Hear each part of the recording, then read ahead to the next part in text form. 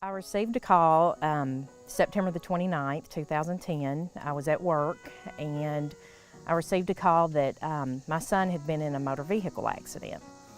And they told us he was being life flighted, and they were going to life flight him to Vanderbilt Medical Center. He was coming back from Memphis with his girlfriend, and they were on the interstate and he had an accident. We didn't know at the time, how bad his injuries were or anything. They just told us that he needed to be life flighted. So I knew then it was not, it was not a good situation. And so at that time, I can remember just life just stopping, for a moment.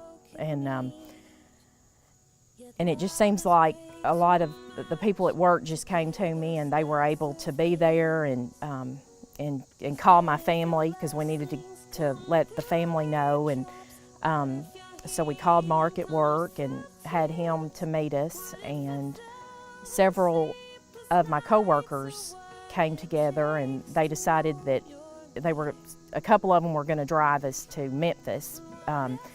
We had found out that they was going to fly him to Memphis instead because of the wind shears that day. It was a beautiful day, but something about the wind shears had them, it would have been better and faster to go to Memphis, back to Memphis Med. So we got in the cars, and all I could do is just pray, just pray at that moment that the Lord would give us strength. Because at the time I didn't know how bad he was, and all we could do is just have faith in God that everything was going to be okay. When we arrived at Memphis, they were going over the injuries with us, about his injuries to his brain, and that he may not even wake up from a coma, and that 90% of the people with his type of injury, they do not wake up. And so we was given a 10% likely that he would wake up, and if he did, he would have severe disabilities or need care the rest of his life. And so at that moment, the Lord just, he just gave me strength to be able to go, into the trauma room and be there with Colin. And all I could do is just pray over him, that the Lord would be there with him, and just pretty much just keep him alive, because we were really told that it was bad. And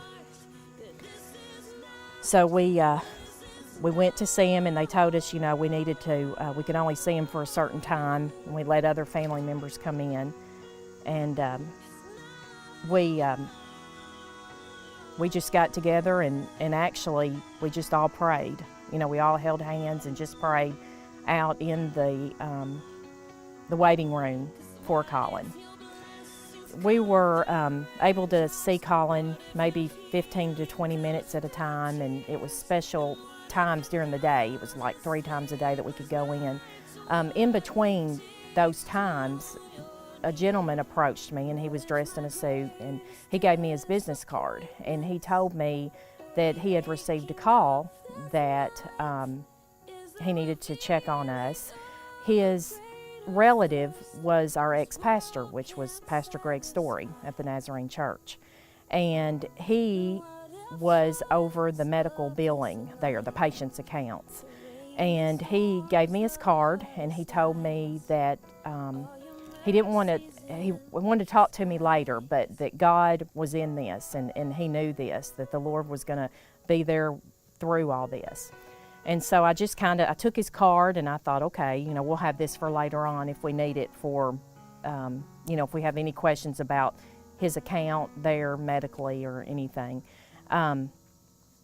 But we also were just encouraged. We found out that at the scene of the accident, there was an ER doctor, there were 3 nurses and a paramedic that were right behind Colin's accident.